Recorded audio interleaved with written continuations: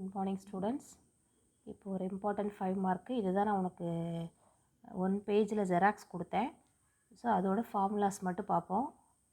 Straight line passing through எ given point அப்படின்னா, அதாவது ஒரு புள்ளியும் அதுக்கு பேரலாக ஒரு வெக்டரும் கொடுத்துருப்பாங்க. தமிழில் வந்து ஒரு புள்ளி வழி செல்லும் நேர்கோட்டின் சமன்பாடு. மொத்தம் நம்ம 3 டைப் ஆஃப் ஈக்குவேஷன்ஸ் கண்டுபிடிக்க போகிறோம். என்ன அப்படின்னா, வெக்டர் ஈக்குவேஷன், அதாவது தமிழில் வெக்டர் சமன்பாடு. நான் parametric form of vector equation, அதாவது தமிழில் துணை அலகு அல்லாத வெக்டர் சமன்பாடு.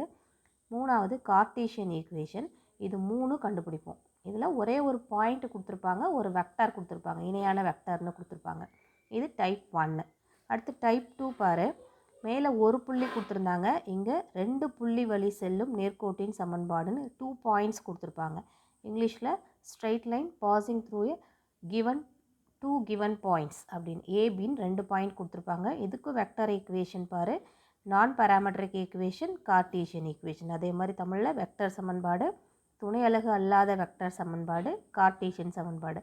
இந்த ஃபார்முலாவை அப்படியே படித்து வச்சுக்கணும். இங்கே பாரு, r vector equal to a vector plus t into b vector. அதே மாதிரி நான் பராமெட்ரிக் ஈக்குவேஷன்னா என்ன வரும்னு பாரு. இந்த ஏவை இந்த சைடு கொண்டு வருவோம். R vector minus A vector cross B vector equal to 0.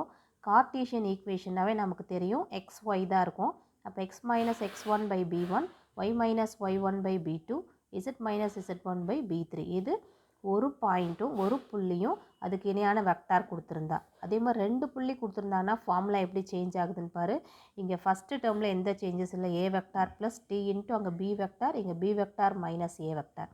அதே மாதிரி ரெண்டாவது ஈக்குவேஷனில் என்ன சேஞ்ச் ஆகுது பாரு, பிக்கு பதிலாக பி மைனஸ் ஏ வெக்டார்னு வரும். இங்கே 2 பாயிண்ட்டுங்கிறதுனால X minus X one by X two minus X one equal to Y minus Y one by Y two minus Y one equal to Z minus Z one by Z two minus Z three. இந்த ஃபார்முலாஸ், இந்த டைப் ஆஃப் ஃபார்முலாஸ் தான் நம்ம அந்த ஜெராக்ஸில் use பண்ணியிருப்போம். So அதனால் இந்த ஃபார்முலாவை அப்படியே நோட் புக்கில் எழுதி வச்சுக்கோங்க. இதை பேஸ் பண்ணி 2 எக்ஸாம்பிள் சம் அடுத்த வீடியோவில் நான் போடுறேன். Thank you students.